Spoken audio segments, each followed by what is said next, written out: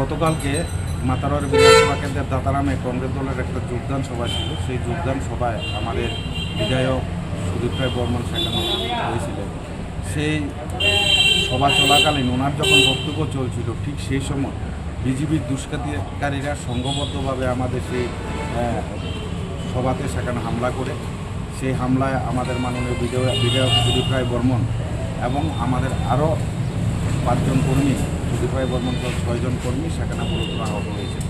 আমাদের দলের সাধারণ সম্পাদক প্রদেশ কমিটি মিলন করার গাড়ি ভাঙচুর করা হয়েছে। আমাদের যুবনেতা জেলা যুব সংগঠনের সাধারণ সম্পাদক ইয়াস মিয়া সেখানে হাত ভেঙেছে। আব্দুল কাদির সেখানে গাড়ি আঘাত পেয়েছে।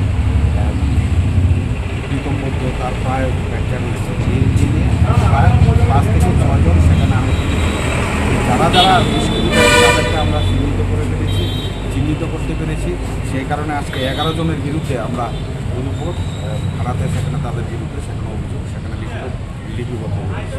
আমাদের দাতারাম 41 নম্বর দাতারাম, ওইখানে কংগ্রেসদের একটা সভা ছিল। তাদের সভা 5টা অবধি ছিল। তো আমাদেরও একটা র্যালি ছিল আর কি।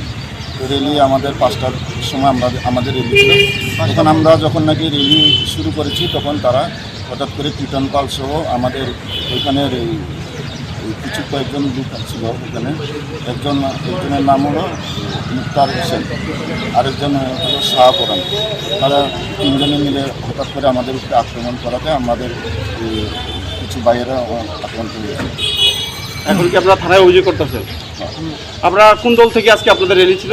আমাদের বিজেপি।